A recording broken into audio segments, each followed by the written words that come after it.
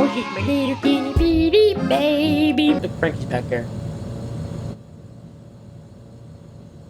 Oh, gotcha. There is a phenomena, a sound, that is so dangerous that it is said to be used in warfare. It fills the air and sounds kind of like cicadas, only it's a more piercing metallic sound. And the result of that sound, the syndrome that people are stricken with after being exposed, is called Havana syndrome. I can say that new technology is helping us more quickly and thoroughly evaluate a variety of potential causes of these incidents, and we've distributed across posts so that we can respond rapidly to new reports. And that is what today's video is all about. And for the first time, we have evidence of who might be responsible. Over the past few weeks, I have been inundated with comments, emails, and tags on various social media platforms to talk about Havana syndrome. It's called Havana syndrome because the first cases were reported in 2016 by US diplomats in Cuba.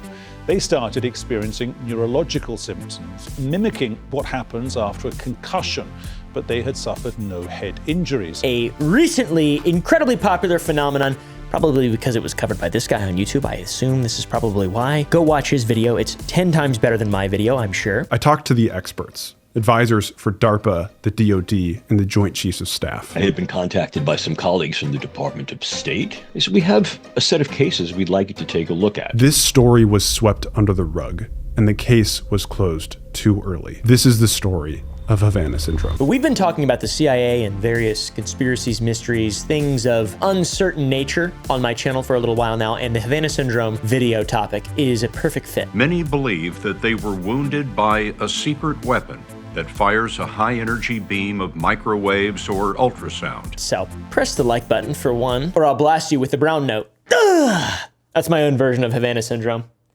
Brain damage. The United States and Cuba have had a strange relationship for quite a while now, to say the least. This government, as promised, has maintained the closest surveillance of the Soviet military buildup on the island of Cuba. You've probably heard about the Bay of Pigs and maybe even the Cold War. It is clear that the forces of communism are not to be underestimated in Cuba or anywhere else in the world. Them sons of bitches was letting the USSR point nukes at us, and that is. In recent years, things have been relatively calm, but they have not been quiet, because as early as 2016, it was reported that a strange phenomena, a sonic weapon that originated from the United States Embassy in Havana, Cuba, caused bad stuff. It's like you aged, 20, 25 years all at once. And that's not good. These instances, these phenomena have been dubbed as attacks by a quote-unquote sonic weapon, and Havana syndrome is now being investigated by governments around the world. The phenomena has gone global since the original event occurred. They're diplomats, military officials, and spies who believe they've been struck down in very mysterious circumstances by even stranger energy waves. Now, could this be an unknown superweapon? Theories are that it was initially an acoustical weapon using sound waves, and then it became microwaves and pulsed microwave energy weapon. Or potentially even a biological agent. Researchers looked at an audio sample released by the Associated Press that's said to be linked to the incidents. According to their analysis, it matches the sound made by a certain type of cricket native to the Caribbean. Or maybe just someone really loud is screaming at people in their heads. Till their heads hurts a lot. That used to happen to me when I was a kid. I used to have to go to bed early because my head would hurt. I'm eating rice. I just hit you with a directed energy beam right to your temporal lobe. Now guess what you're gonna do, okay? Because you're suggestive right now. Go to sour.gg, buy some candy. Click the link in the description, use code ENERGYWEAPON. There will only be 200, you will get 20% off. You can buy gummies that we make in-house. You can buy strips that we make in-house, in Texas, in our factory, basically in my backyard, all right? It's cool. Most YouTuber products suck. These, I promise, do not. It's so good. Especially the gummies. The gummies are really good. Go to sour.gg and just start buying it. Anyways, use code ENERGYWEAPON. And thank you guys for supporting. Buying the candy really does help support the channel and allow me to make videos that I actually want to make instead of nonsense, so I appreciate it. What exactly is Havana Syndrome, Mr. Phelps? Well, dumbass, Havana Syndrome is a controversial and still yet to be fully understood effect that seems to have happened specifically to government workers and the family members of these government workers in Havana. I mean, that's the basis of it there. I am firmly convinced, and I don't need any persuading, that the symptoms and experiences that both our employees and other employees of the U.S. government are experiencing are very real and very serious. The symptoms of these effects are severe and sharp pain in the ear, vestibular migraines, brain fog, headaches, hearing loss, and tinnitus, things that most of us gamers, headphone-wearing gamers, will occasionally suffer from. It started with a weird, piercing sound. It was persistent. High-pitched. High-pitched sound. Very, very loud. Those who heard it told newspapers it was soon followed by strong nausea, an incredible case of vertigo, dizziness, excruciating headaches. Some effects are even more extreme, with certain victims experiencing short and long-term memory loss, with their memories feeling entirely changed or cloudy. I felt like I had early Alzheimer's. Short-term memory, long-term memory, confusing memories, multitasking. My baseline changed. I was not the same person. That's completely terrifying. 60 Minutes, a show that you've probably heard of, claims to have spent the last few years researching these strange and unexplained phenomena. We've been reporting on this story since 2018. Our ongoing investigation now 5 years into the Havana Syndrome. It's bizarre that all these syndromes, these attacks, seem to only happen within government officials' families, almost as if they're being targeted.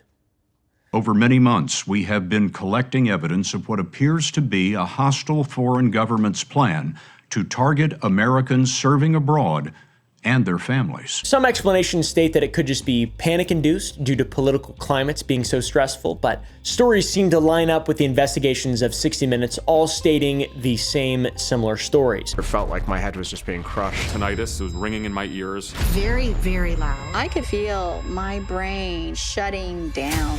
Shooting pain in your ear of whichever side is afflicted. One woman described it as being drilled into your ear canal with a power tool. Bam, inside my right ear, it was like a dentist drilling on steroids. That's not good. Shooting pains when she began standing outside the White House. It was like this piercing feeling on the side of my head. It was like, I remember it was on the right side of my head, and I got like vertigo. So that's when I shall reveal this, is that this hasn't only happened in Havana, Cuba, it's happened in quite a few spots. And here's our map. It's pretty interesting. We also have this cool graph that shows the different government bodies and employees and different job positions that have reported these symptoms. And once again, as you can see by the map, it's bizarre. It isn't just happening in America, it's happening all over the flat earth. From Austria to China to Russia to Vietnam, all of these countries are reporting strange dizziness and pains in the exact same descriptions in all branches of government. A strange fellow by the name of Mark Polymeropoulos, a now retired senior intelligence member in the CIA, was interviewed recently by NPR, the national public radio station, asking him to break down his story of what happened to him in regard to Havana Syndrome. He states that one night he was asleep in his hotel when suddenly he was awoke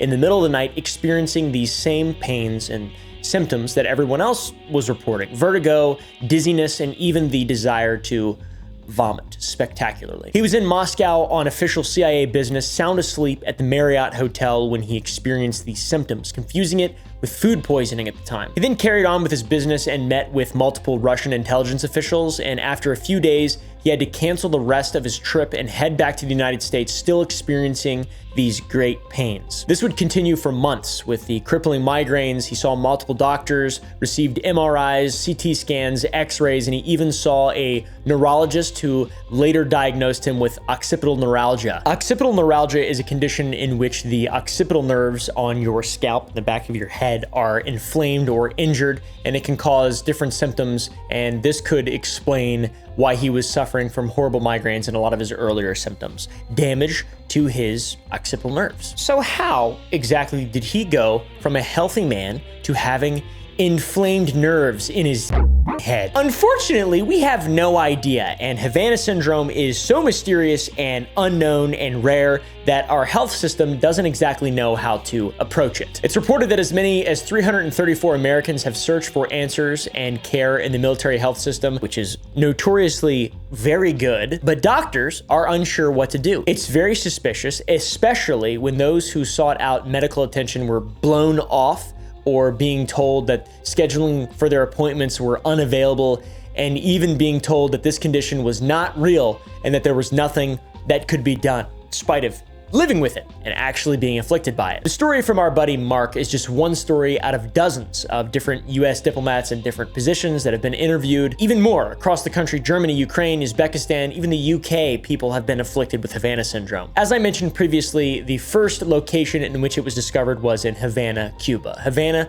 is the capital and largest city in Cuba with a population of over 2 million people, and what makes it very important to this entire story is that it's home to over 100 diplomatic offices for the Cuban government and other various headquarters. In 2016, a man who was among the first to experience mysterious incidents in Havana, Cuba, reported a series of alarming events. He recounted that all the dogs in the vicinity were barking uncontrollably before he heard an incredibly loud sound that seemed directed towards him, like someone going, "Hey!" Like what I just did to you guys, sitting in your living room there. That's weird. Why are you watching this on the TV? What the f? The pain that he felt, he described as akin to stabbing his eardrum. Felt like my head was slowly starting to get crushed. Then the severe ear pain started. Forced into an early retirement due to disabilities at the age of 36, this man now relies on a weighted vest, a service dog, and is legally blind in one eye. His brain injuries left him disabled, essentially retired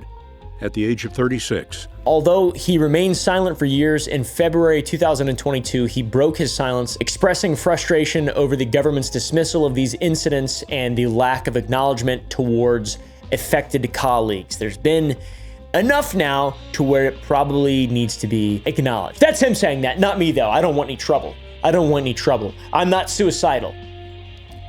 For now. I'm here because I'm tired of the gaslighting that keeps happening from the US government. He claims to also have recorded the sound, emphasizing that it would not affect others as it did him. Here's what he recorded.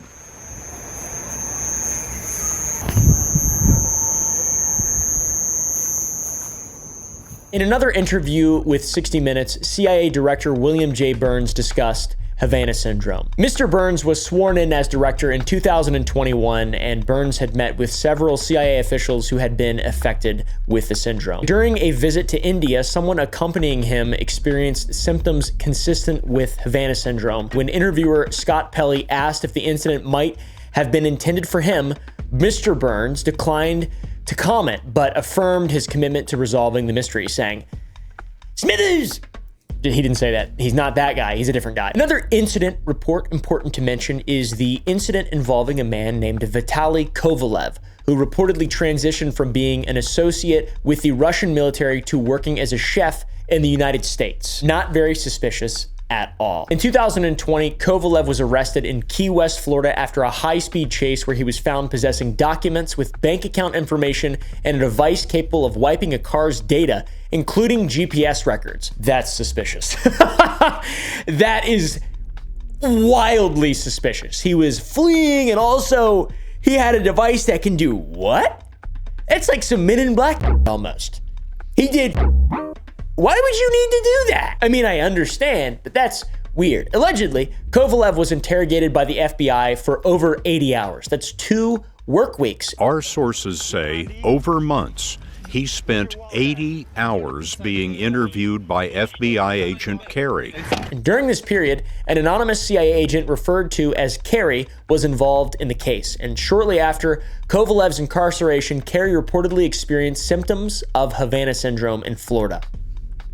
What? So yeah, that's odd. Kovalev, after this, served a 30-month sentence, and then after returned to Russia, and then even further after, a death certificate surfaced indicating that Kovalev had died while participating in the special military operation in Ukraine, which led investigators to speculate about the circumstances of his death, because you can kill people. I mean, I don't even need to really explain it or speculate because that's irresponsible, and I shouldn't be speculating on my channel with such a large platform, should I? I should be more reliant on facts and real stuff. This death certificate from last year, which says Kovalev was killed at the front in Ukraine. So, what could explain these mysterious incidents that have left even the director of the CIA perplexed about their origins and purpose? Mr. Burns. Excellent. Some individuals have suffered hearing loss, malfunctioning electronics like expanding phone batteries and flickering computers, and others have experienced enduring effects such as loss of balance and memory issues for long after their initial first contact with the Beast of Havana. So is this merely a case of mass hysteria? It's happened before. A bunch of people died while dancing a long time ago in France. Bunch of idiots. Could that be happening again? Is it something benign, or is it far more sinister, a weapon that is beyond our current understanding, or at least our current understanding as a layman, you know, like maybe my current understanding. Get ready.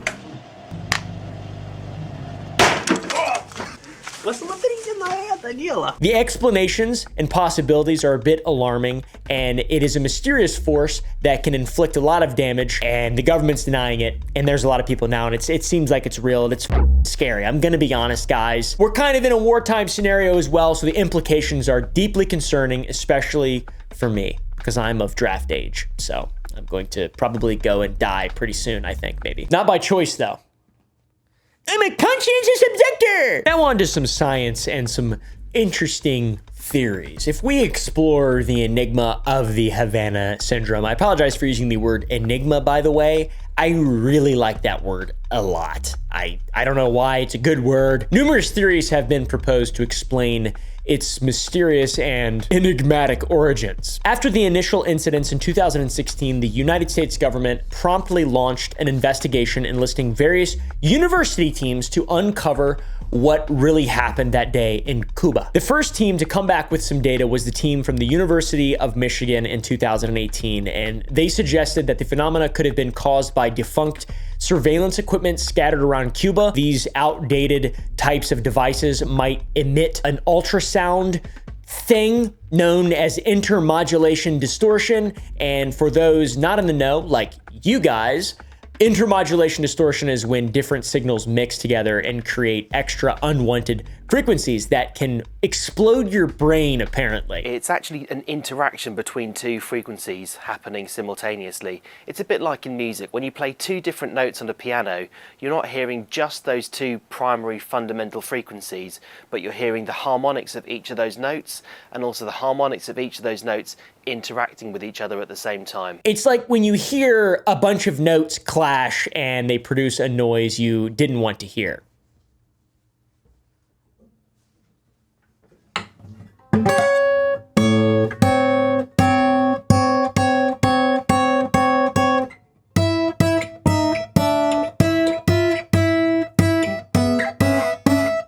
This kind of distortion can be audible, and when it messes with sound systems or radios, it can produce some deafening sounds, which could potentially explain what occurred in Havana.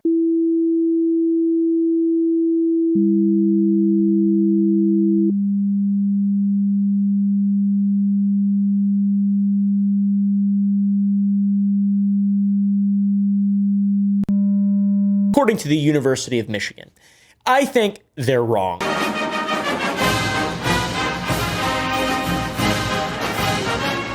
Plus, these sounds are extremely eerie, and if they're loud enough, they could cause hearing damage and headaches. But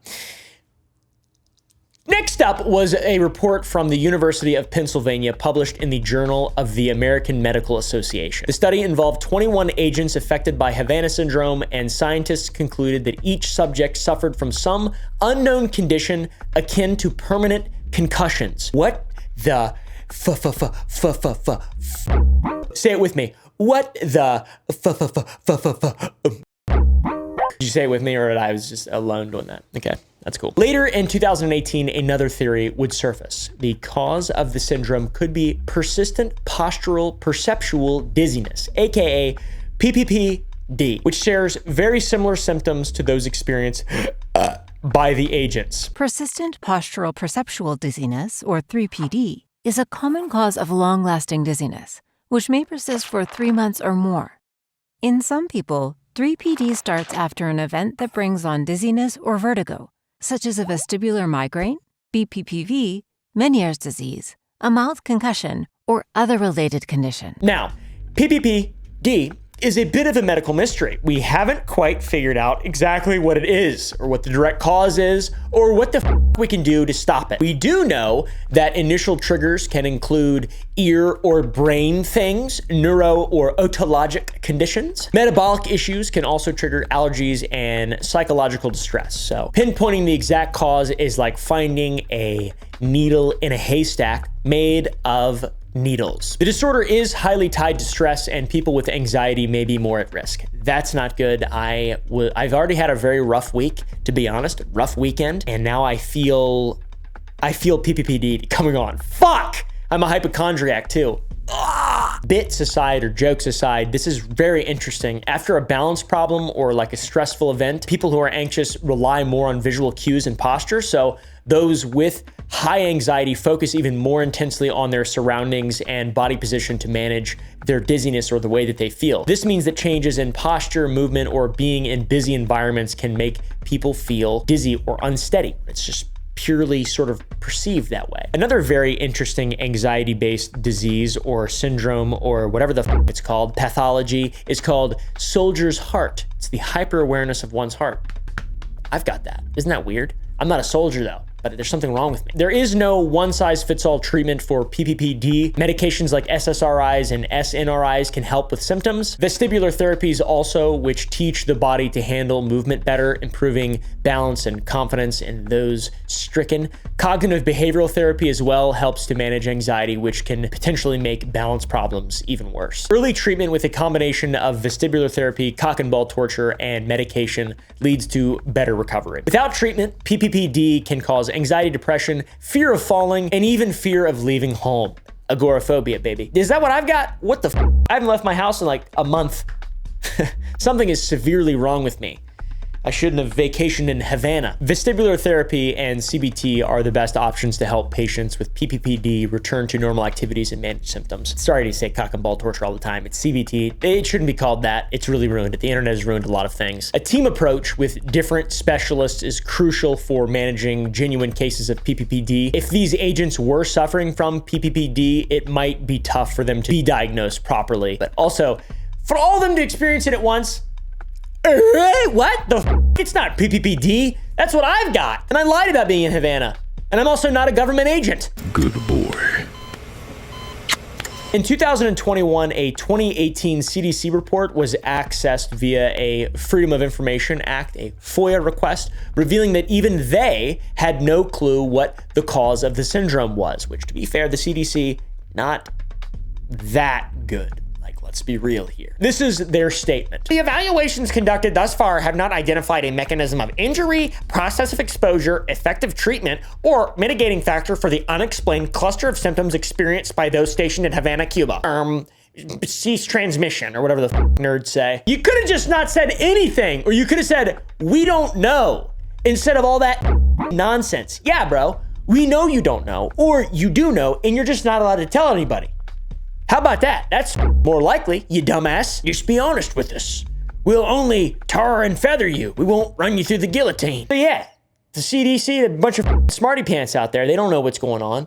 What the hell are we supposed to know? In late 2018 and early 2019, another theory emerged offering an interesting explanation for these strange symptoms. The University of California, Berkeley, the University of Lincoln, and Jason, just a guy, just kidding, it's not just a guy, it's an independent group of scientists that advises the United States government on specific matters. That's what Jason is. Weird name, I know. They all pointed to one particular breed of cricket as the culprit. And that, I kind of get it because I've had crickets keep me up at night, and I've contemplating just shooting holes in my walls, to be like literally blasting. But anyways, what set the reports apart from previous ones was that they had access to supposed recordings of the sound that caused the Havana syndrome in this context. Here's what he recorded.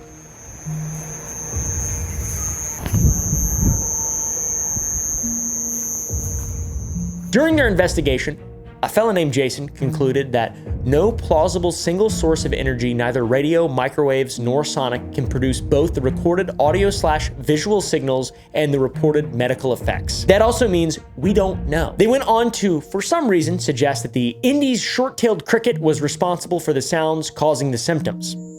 They believe that the sound made by these crickets was piercing enough to physically affect humans. And this claim was later backed by teams at UC Berkeley and the University of Lincoln. Crickets, dude. Wouldn't that mean that there's like thousands of people in Havana or anywhere that these crickets are? Why are they attacking government officials? What? Both universities agreed that the sounds in the recording mimic the pulse rates and repetitions of the Indies short-tailed cricket. And this was the first theory to claim that crickets were the source of the problems. Interestingly, back in 2017, Cuban scientists had theorized that the sound could be from Jamaican field crickets. But that theory didn't hold much ground at the time. You know, they're just blaming it on each other's fucking crickets. But it's the Indies cricket? No, it's a Jamaican cricket. All right, I tell you, it's the fucking cricket in my backyard. Making me crazy, all right?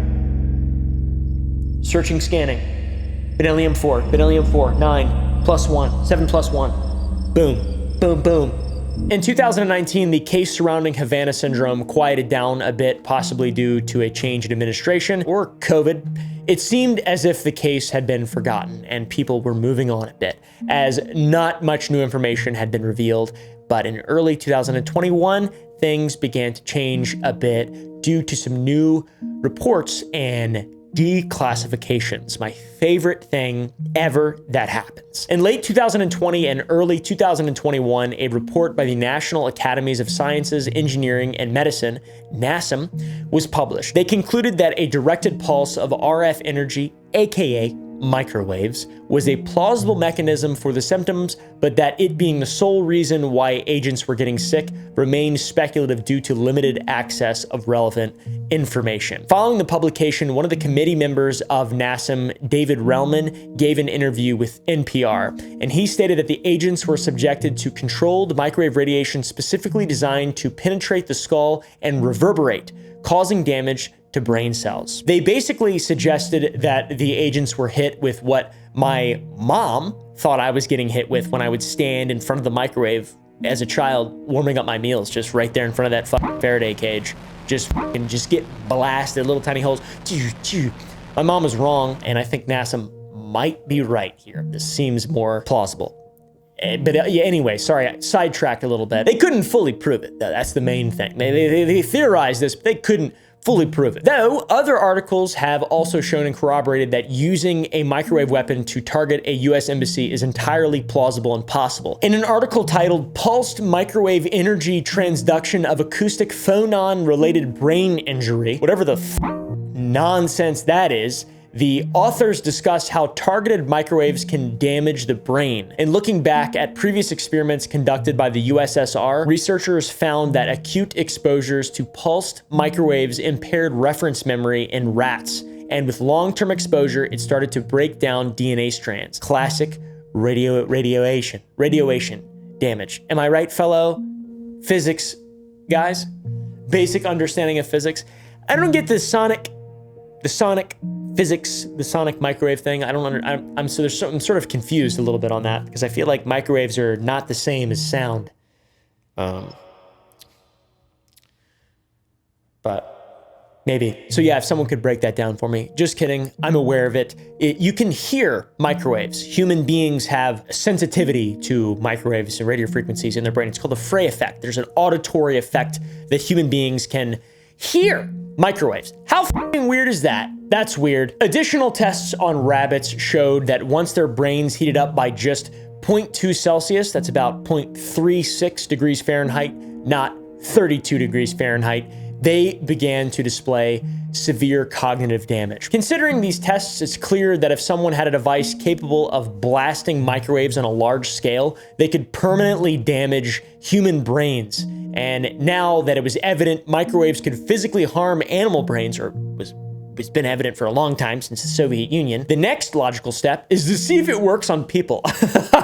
They didn't test these theories themselves, but luckily neurologists and other big brain folks, smarty pants, we call them on the channel, had been researching this, mostly because they were looking into creating medical devices that use microwaves to scramble Russian agents' brains. Once they gathered enough information, they compiled the research and came up with 3 separate scenarios that could explain the cause of Havana syndrome. And now, to be fair, I'm not a scientist, so it's kind of hard to interpret the data that they've got written down here, but I'll do my best to simplify it and make it something we can all enjoy together in a kumbaya. We can hold hands and we can talk about different tests if you want. But first, press the like button.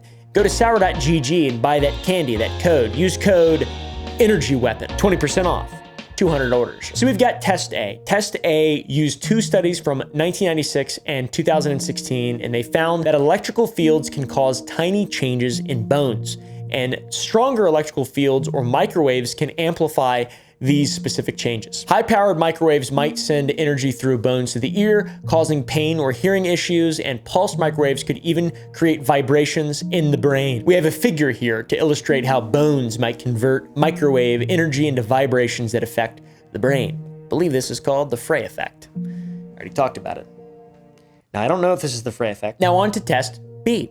Referencing 3 studies from 2012 and 2015, these geniuses discovered that a sudden shock wave in the skull bone can create vibrations in the brain's fluid. And the speed of the microwave pulse rise time is crucial. In this case, if the pulse rises as quickly as 0.13 nanoseconds, which matches a 7.5 gigahertz frequency, it can trigger these vibrations. And with enough power, it could cause damage similar to an explosive shock, making the skull bone physically ripple.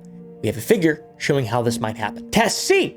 Using an article from 1982 titled Optical Generation of Tunable Ultrasonic Waves, they found that electromagnetic radiation was once thought unable to create sound waves, which are acoustic phonons. However, a fellow named Nelson, with the last name et al., strange last name, demonstrated it could using a method called laser-induced phonons, or LIPS. They used 2 lasers with slightly different wavelengths to create heat patterns, which then produce sound waves in the liquid, and a second laser detected these sound waves. We have another figure for this, and it shows how uneven heating can convert microwave energy into sound waves in brain tissue. Very interesting.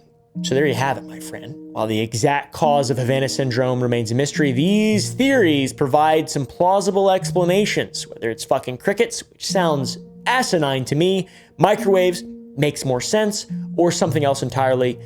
At the end of the day, the search for answers continues, okay? It's not good, definitely not a damn cricket. And if it is, I'm gonna smash it. You ain't gonna get me to eat it. I tell you that much, you bastard. This information pretty clearly demonstrates not only that controlled microwaves can damage the human brain, but it also provided 3 different examples of how it could be done and how I might be able to do it myself. We're learning on the channel. Okay, guys, we're learning. I'd say it's pretty damning evidence for the theory to remain inconclusive with subjective evidence. So it seems like we got a bit of an answer here. But up until this point, multiple investigations had been conducted by the CIA, and there was even evidence of the CIA refusing to release information internally to other government agencies like the FBI as early as 2018. So what the f is going on here? Something serious, probably. We know that when the CIA and FBI aren't collaborating, they're known to collaborate really well. That's not true. It's a lie. I said a sarcasm thing. Sarcasm doesn't translate well via text, and I have found it doesn't translate well when you're a really good liar. I'm a really good liar. And, you know, my nipples are sensitive right now. Why is that? Just kidding. I was lying. There was even a joke circulating among government agencies. The Cubans are being more open about this investigation with the FBI than the CIA is. That's a funny thing going around government agencies, a funny statement. That's pretty wild if true, and all of this happening recently makes it a little bit scary. We've made multiple videos about CIA cover-ups that took place in the 40s, the 50s, the 60s, the 70s, the 80s, the 90s, the early 2000s, the 2010s. We're living in it now, though. It's like they're up to their same old tricks. Time is a flat circle, Oscar Wilde said. Oh no, that was Olivia Wilde. I'm just making shit up. I'm sorry, guys. By the way, if you didn't think this could get any crazier, you would be completely wrong. And I'm about to tell you that you are completely wrong. In this JAMA report, released around the same time the FBI and CIA were not sharing information with one another, you'll find language that specifically implies the study subjects were potentially exposed to an energy weapon. In the abstract, the purpose of the study is described as to describe the neurological manifestations at forward exposure to an unknown energy source associated with auditory and sensory phenomena. Suggesting the possibility of a microwave weapon is one thing, but as soon as this was presented, many professors and scientists across the nation dismissed the microwave hypothesis as science fiction, which is where this gets even more strange and interesting. It's not uncommon for disagreements to arise in the scientific community. That's like the whole thing. That's like what science is. It's a key part of progress. If everyone agreed, no advancements would ever be made. But it's worth examining the backgrounds of some who disagreed with this hypothesis. I've got a list. I'm a big list guy. Physicist Peter Zimmermann, for instance, had a long career working with government agencies associated with weapons and warfare. During his tenure, he worked with the Arms Control and Disarmament Agency, aiming to strengthen U.S. national security by formulating, advocating, negotiating, implementing, and verifying effective arms control, non-proliferation, disarmament policies, strategies, and agreements. That's word salad for guy makes a lot of money from taxes and is part of the military-industrial complex. He was also a member of the United States Senate Committee on Foreign Relations, dealing with foreign policies like aiding allies. Given his extensive involvement with weaponry and foreign governments, some might question whether his dismissal of the microwave hypothesis as science fiction could be influenced by his suspicious backgrounds. Similarly, we have another fellow by the name of Robert Balow, and while UCLA neurologist Mr. Balow doesn't have any known government ties like Mr. Zimmermann, or at least none that are public, the university he works for, UCLA, has strong connections with the CIA since its inception. They love doing naughty stuff out there, I tell you what. UCLA has collaborated with the CIA to recruit students for various purposes. In fact, we found newspapers dating all the way back to 1967 detailing the CIA visiting their campus to recruit students.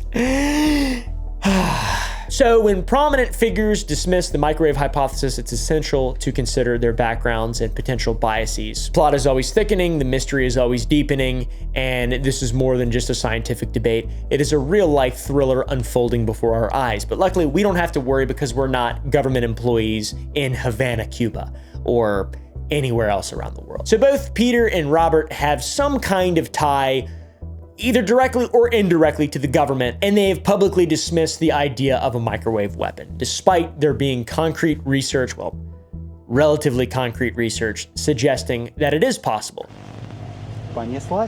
It's buzzing. By the way, these smarty pants conveniently came out against the theory right around the time the CIA refused to cooperate with the FBI, making it seem like the CIA was working behind the scenes, tapping professors and scientists they'd worked with in their past to push their narrative. To this day, Balow is still pushing the notion that the microwave hypothesis is just neuropolitics, yet there's even more evidence pointing towards microwave technology as the likely cause of Havana syndrome. Hey bud, if it ain't that, then what is it? Crickets? Are you sure?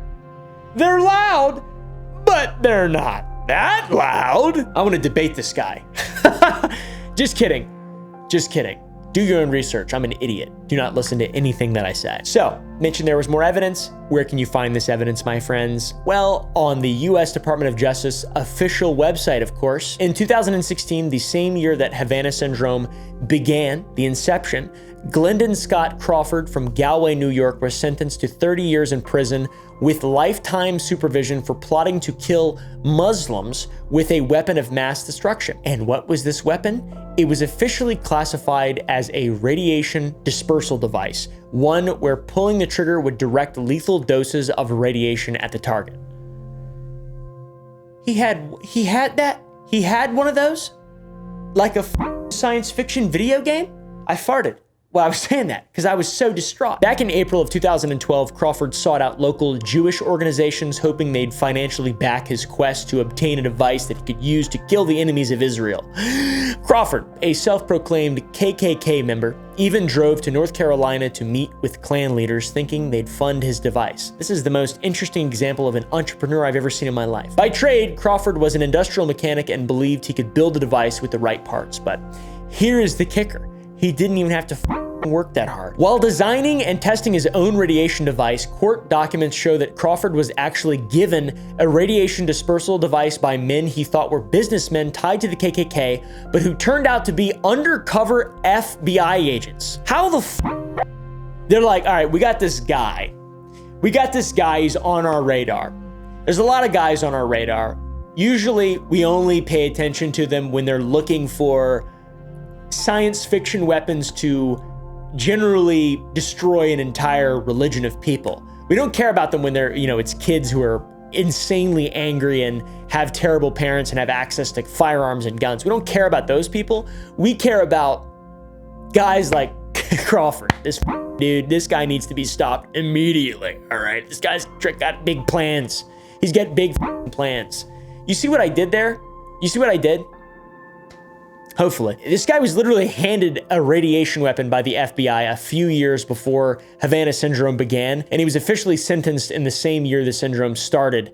It's a really, did they just say it was? And it's like a gun, like a prop toy? Or did they actually, it's in the court documents, which doesn't mean that it's legit, but that's what it says. Huh? But wait, there's more. During yet another 60 Minutes interview about Havana Syndrome, a European reporter from The Insider was collaborating with 60 Minutes, and they revealed some damning evidence that further supports the microwave weapon theory. This fella uncovered an official Russian document stating that someone had been paid to work on, quote, potential capabilities of non-lethal acoustic weapons. So, I don't know exactly what that's referring to. Microwaves are not acoustic energy, just that's like the basic of physics, but the Frey effect, having an acoustic effect in the brain of certain, that's sort of what we're getting at. This document seems to imply that Russian agents were actively developing these weapons, and it also makes sense that Havana would be a testing ground for the technology, given the historical ties between Russia and Cuba and trying to hurt Americans. The US likely wouldn't be expecting an attack there, making it the perfect place for Russia to test a new microwave weapon close to the US embassy, potentially. Plus, the abundance of defunct Soviet machinery scattered around Cuba could have served as a convenient cover for their operations. I don't know, I'm just making shit up now. I've got to say, we still have no idea what is going on exactly, but the public is inching closer to having a basic understanding of what may have caused Havana Syndrome. Unfortunately, though, the narrative only gets more confusing. NPR, the same news outlet that a few years ago published an interview entertaining the possibility of microwave weapons, is now claiming that foreign governments are not responsible for Havana Syndrome. And this completely contradicts what was said in the 60 Minutes interview, adding even more confusion to an already complex issue, which it's totally possible to, change a stance. I understand that. That makes total sense. But it's like, why is this not a thing that's figured out? Why is the government not? It's just crazy. It's a rabbit hole like the likes of which I've never really seen. Adding to the mystery even further, in March of this year, the National Institutes of Health, or the NIH, released a report stating that Havana Syndrome shows no MRI detectable evidence of brain injury or biological abnormalities. According to the report, NIH researchers studied over 80 US government employees and family members who experienced symptoms linked to Havana Syndrome, such as headaches, dizziness, and cognitive issues, and compared them to healthy individuals using MRI scans and other tests, and they found no significant brain injuries or detectable differences in most cases. What? Now, although the scans didn't reveal any major changes, those suffering from symptoms reported higher levels of fatigue, stress, and depression. Around 41% of those affected showed signs of functional neurological disorders, FNDs, which are often tied to anxiety and stress. PPPD. Many also continued to experience dizziness, and the researchers suggested that if an external cause triggered these symptoms, it didn't leave long-term changes in the brain that could be detected with our current technology. Maybe we should ask the FBI and Mr. Crawford if they have any secret sci-fi radiation blasters to help diagnose this problem. I'd say there's a bit of evidence and some seriously odd circumstances that suggest an energy weapon was used on those agents in Havana all the way back in 2016 and then up until now in different spots around the world. But despite all of this, NASM's final report dismissed these findings by concluding that the agents suffered from what's considered a mass psychogenic illness, likely due to high stress situations. So they're all just crazy. It's the dancing plague once again. This conveniently sidesteps all the data that's been discussed, and I don't understand if this is true, why there are so many cover-ups, contradictions, so much digging feet in the sand. I mean, what the f, dude? Maybe it's aliens. I think it's aliens. Let's talk about aliens for a minute. On the Oompaville channel, I always make sure to sneak in some kind of alien commentary into my videos or a theory, because without it, it just wouldn't be authentic, I feel like. Now, I gotta say, these mysterious weapons and phenomena seem almost extraterrestrial. How can we definitively say who the creators of these technologies are? Our imaginings of alien technology often involve advanced lasers. What just happened to me?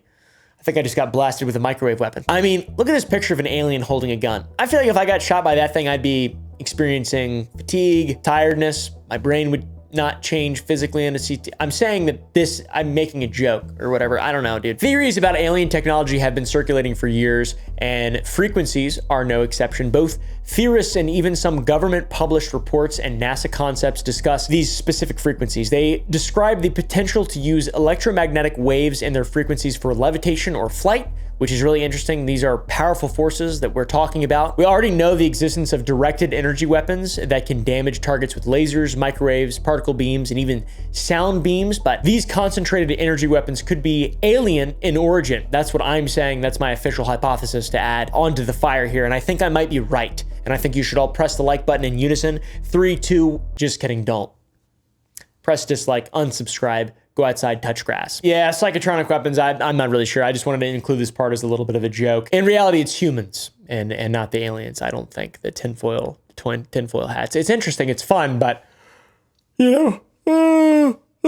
Ironically enough, though, if these people in Havana would have had tinfoil hats on, they would have been more safe if it's actually a directed energy weapon. So anyways, guys, let me know what you think down below. Thank you all so much for reaching out and sending information on Havana Syndrome and sending me that video. I forget the channel name, but we'll have it linked down below. The guy, he had a recent video that blew up. Definitely check his video out. I'm sure it's better than mine. Yeah, anyways, go to the Gump Club to watch uncensored videos. Go to sour.gg. Buy some candy today. We got gummies, we got strips, we got our own candy. Keeps the channel alive, keeps it healthy, keeps me making videos that I actually want to make and not talking about nonsense that I don't give a shit or reacting to dumb shit that I don't care about at all. Anyways, see ya.